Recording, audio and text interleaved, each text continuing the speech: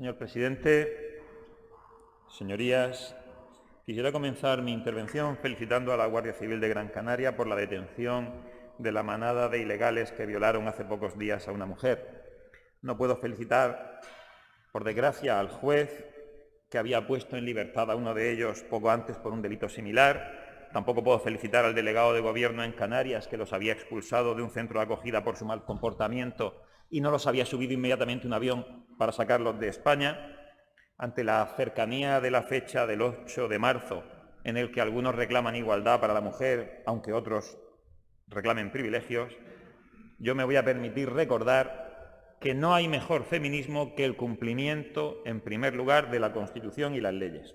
Dicho esto, sea bienvenido, señor consejero. Tuve la oportunidad de darle la bienvenida y quedar a su disposición en una de las comparecencias telemáticas que, continuando la costumbre iniciada por don Manuel Villegas, nos cita habitualmente los martes. Pero bueno, en cualquier caso, esta comparecencia oficial en el Pleno merecía una bienvenida especial. Además de los aciertos que le ha diseñado mi predecesora en el uso de la palabra, la señora Abenza, yo sí que le voy a desear suerte y mejor, si es posible, un poco de ayuda de la providencia. Las personas más capaces, entre las que a priori le cuento a usted, saben que por muy capaz que un hombre sea, sin la ayuda de Dios o de los dioses, quien prefiera decirlo así, a menudo no es suficiente, y más en situaciones como las que vivimos. Usted comparece hoy a propuesta del Partido Socialista Obrero Español para hablarnos sobre estrategia, protocolos, calendario en el proceso de vacunación, y a fe que lo ha hecho. Le ruego que sea generoso y entienda que hay otras muchas cuestiones que son, se puede definir como colaterales, pero muy directamente implicadas con todo el proceso de vacunación, y a alguna de ellas me voy a referir. Pero antes de empezar a hablar de esto, me veo obligado a introducir algunas ideas que no estaban en mi discurso original, pero que me veo obligado a introducirlas a raíz de la intervención de la señora Abenza. La señora Abenza nos hablaba aquí, textualmente ha dicho, el ADN de una política útil. Una política útil, yo creo que es, en primer lugar, escuchar lo que dicen el resto de los partidos para poder contrarrestar sus argumentos. Pero antes que eso, quizá es interesante escuchar lo que dice el propio partido y, sobre todo, lo que escribe el propio partido. Esta comparecencia, teóricamente, en la práctica ya hemos visto que no, era para hablar sobre los protocolos, estrategia y calendario de vacunación. La señora Abenza no ha hecho ni una sola manifestación referida a los protocolos, calendarios y estrategias de vacunación.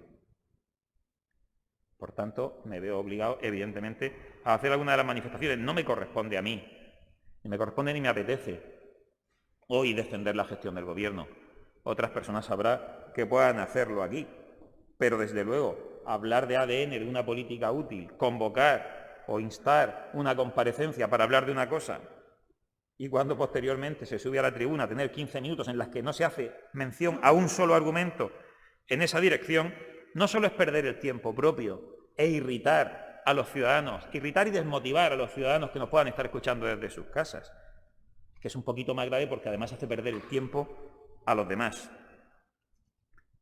Yo sí voy a centrarme un poco, bastante más, en el contenido de la comparecencia.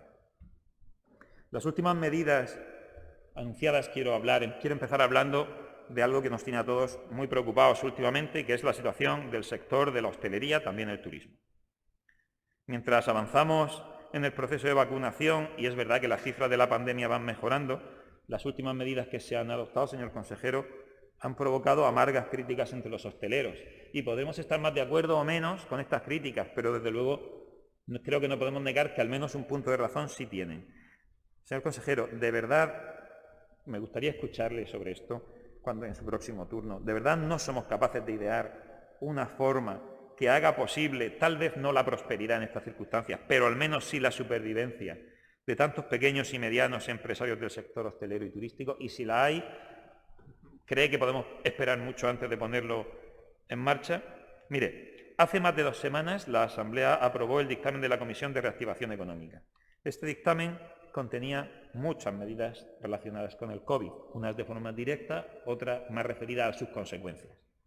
Una de estas medidas, que nosotros entendimos en su momento cuando se propuso en comisión que podía suponer un importante respiro para la hostelería, también para el sector turístico, para el sector de ocio en general y extenderse incluso a otros, era la idea de crear un sello libre de COVID y analizar y acreditar las tecnologías que existen. Con nosotros varias empresas en la región de Murcia han contactado para hablarnos de ello, tecnologías que permiten garantizar la no existencia de microorganismos, SARS-CoV-2 incluido, en una habitación. El agotamiento financiero del sector, es cierto, impide que nadie vaya a apostar por la utilización de estas tecnologías si no hay previamente un reconocimiento de la administración pública. Y además un reconocimiento que se traduzca en ventajas concretas que les permitan acercarse más a la normalidad en el ejercicio de esos sectores. ¿Se ha iniciado ya alguna actividad en este sentido? Yo entiendo que tendrá usted una copia de ese dictamen de la comisión. Y si no fuera así, quiero decir, si no ha empezado a hacerse nada, me gustaría que nos cuente si hay previsión de hacer algo o si nos tenemos que hacer a la idea, a los diputados en conjunto, de que el dictamen de la Comisión de Reactivación Económica es para ponerlo en la pared, nada más, de adorno. En Europa, mientras discutimos esto aquí en Murcia, las disensiones aumentan cada día. La unidad de los 27 socios se tambalea fruto del cansancio de un año ya, desde el 8 de marzo, un año de tragedia humana, de ruina en lo económico. Austria anunció recientemente su voluntad de organizar su propia estrategia para las campañas de vacunación. Ellos piensan que tendrán que repetirlas en ciclo anual. Se había hablado de ello, ellos consideran que es así. Por tanto, Austria, Hungría empiezan a desmarcarse de la política común en relación con esto. La estrategia de la Unión Europea frente a la crisis sanitaria del coronavirus, señorías, y lo digo con tristeza, empieza a resquebrajar. Varios países, con Hungría al frente, acabo de decirlo, se desmarcan de la cartera de vacunas negociada por la Comisión Europea y prefieren antídotos desarrollados en Rusia y en China. Austria y Dinamarca también se preparan para desarrollar su propia capacidad nacional de producción y reducir la dependencia de las fábricas europeas. Y Francia y Benelux rechazan de entrada la creación de un pasaporte sanitario aún antes de que Bruselas haga oficial su propuesta. En España, en Galicia concretamente, el señor Feijóo ya se ha manifestado en esa dirección contraria, de crear una especie de apartheid para quienes elijan no vacunarse o tal vez para quienes elijan la aplicación de una vacuna diferente a la que proponga la administración pública. Eso nos parece preocupante. Mientras tanto, sin irnos tan lejos como está Europa, en España y concretamente en la región de Murcia, cuesta entender que en una situación con la gravedad de la que estamos viviendo no se estén utilizando los recursos, la agilidad, la seriedad de la sanidad privada y concertada para el proceso de vacunación. Hay planes para hacerlo, para incorporar estos recursos a nuestra lucha contra la pandemia, o por el contrario existe alguna razón para que personas que no tienen dependencia profesional de las autoridades puedan prestar a la sociedad su servicio en este momento tan delicado. Yo, señorías, creo que no es momento para prescindir de cuantos recursos podamos poner a disposición, y la sanidad privada en el pasado ha demostrado sobradamente su capacidad. Intentaré ser breve porque esta va a ser una mañana larga. Nos ha estado hablando, señor consejero, de los diferentes grupos en la ordenación de las prioridades en la vacunación. Hemos encontrado alguna carencia y solamente con ánimo de aportar algo es que voy a hablarlo. Pondré solamente un ejemplo, pero un ejemplo en el que yo creo que la región de Murcia tiene que tomar conocimiento y actuar pronto. Miren, con la inminente llegada de la primavera y la presumible complicidad por inacción del Gobierno de la Nación, digo presumible porque la hemos tenido los últimos 20 años. Decía que con la inacción que es esperable en el Gobierno de la Nación, las organizaciones criminales que se dedican a tratar con seres humanos y a traer a Europa inmigrantes por cauces ilegales, presumiblemente, con la llegada del buen tiempo, incrementarán su actividad. El Gobierno de la Nación, como decía, seguirá sin impedirlo. Debemos prever que tanto las fuerzas y cuerpos de seguridad del Estado que los reciben, como los distintos operadores jurídicos, abogados, fiscales, jueces, que hayan de hacer frente a esta nueva ola, deberían ser incluidos en uno de estos grupos de vacunación preferente. Los miembros de las fuerzas y cuerpos ya le hemos escuchado que están en uno de estos grupos, pero no así los operadores jurídicos. ¿Qué ocurre? No son pocos los letrados, créame, señor consejero, es un mundo del que yo provengo profesionalmente antes de mi ocupación actual. Ya son muchos los que manifiestan su voluntad de no reunirse con clientes si no están ellos previamente vacunados, porque no están dispuestos a asumir ese riesgo. Y estamos hablando de que la primavera llega este mes. No digo más. Finalmente, y entrando en una cuestión que inicialmente no tenía previsto, pero las circunstancias me obligan a ello. Se nos ha hablado aquí, bueno, le han echado a usted un rapapolvos interesante por cosas que sucedieron antes de que estuviera usted en sus responsabilidades. Yo no tiene sentido que yo hiciera una cosa así. Pero lo que sí quisiera preguntarle es si una vez que usted asume la dirección de esta consejería, ¿usted cree que todo lo sucedido, el descabezamiento de todos los cargos más importantes de la Consejería de Salud, esto cree usted que ha generado, que supone una ventaja en nuestra lucha contra la pandemia? Hemos obtenido ventajas en la lucha, políticas por supuesto, pero no me refiero a eso. En la lucha contra la pandemia hemos mejorado, nos ha generado algún problema de tener que sumar a las dificultades que ya teníamos, las de encontrar otras personas capacitadas que pudieran sustituirlo. No tengo duda de que las hay, pero el propio hecho de la búsqueda en sí mismo es una dificultad añadida. Creo que esto es interesante.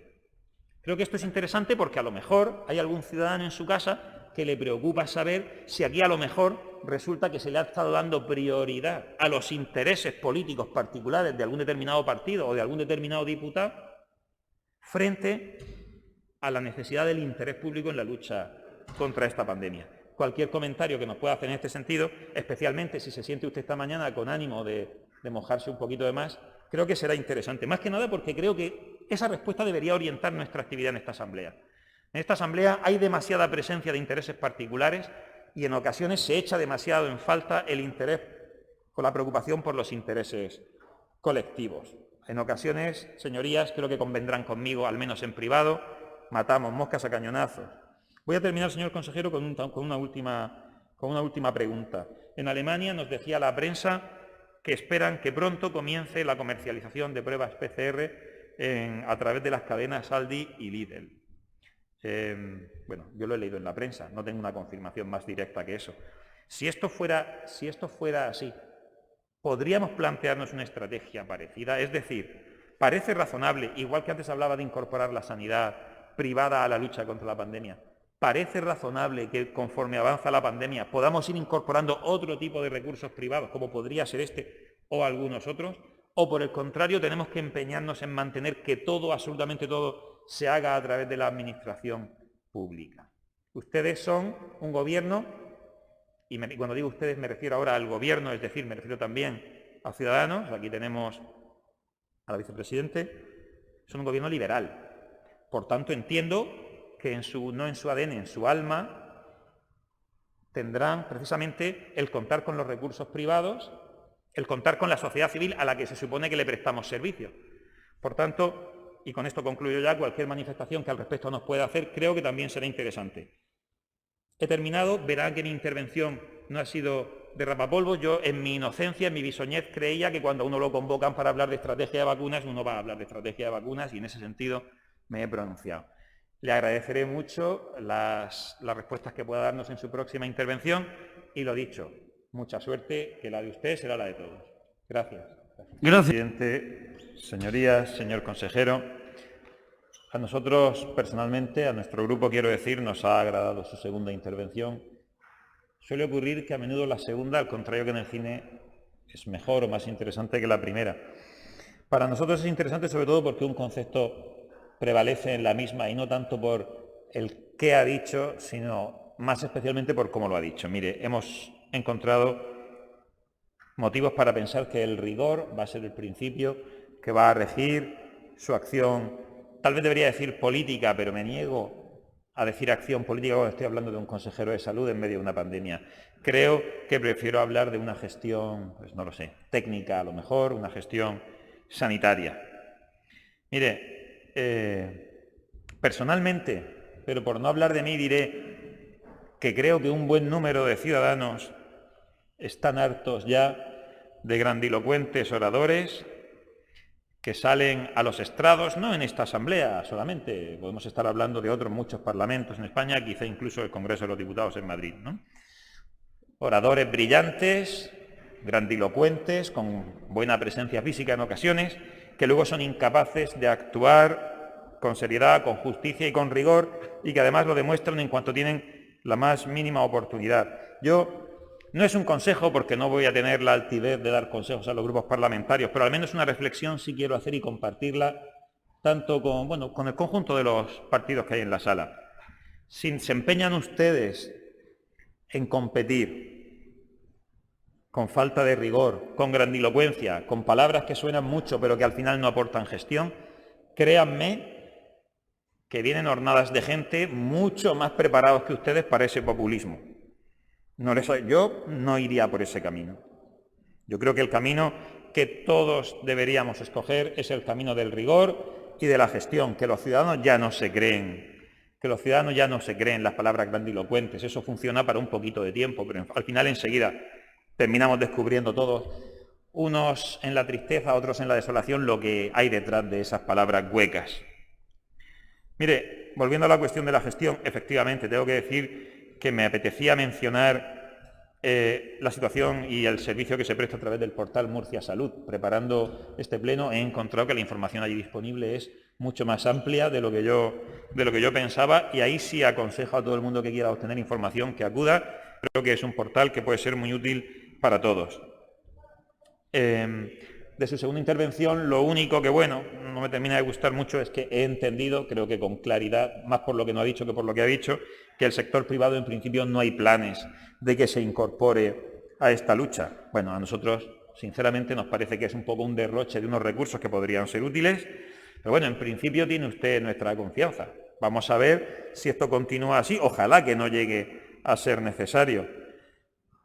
Y para concluir, y en la línea de ese rigor en el que yo creo que nos tenemos que centrar, yo creo que tenemos que transmitir a los ciudadanos en este momento, o por lo menos cuando hablemos de estas cosas. Luego habrá otros debates más ideológicos en los que sí, a lo mejor podemos hacer discursos más hazaña. Pero en este momento, y cuando estamos hablando de esto, la cuestión es la gestión, el rigor, la seriedad, los aspectos técnicos. En esa línea de rigor, y concluyo ya, nuestro grupo parlamentario tiene algunas solicitudes de información escrita que hemos presentado hace bastante y que no tienen respuesta, que agradeceríamos si se pudieran impulsar un poco para poder aportar aún más esa dosis de rigor que yo creo que todos coincidiremos en que va siendo necesaria, especialmente alrededor de este problema. Y nada más. Muchas gracias, señorías. Gracias, señoría.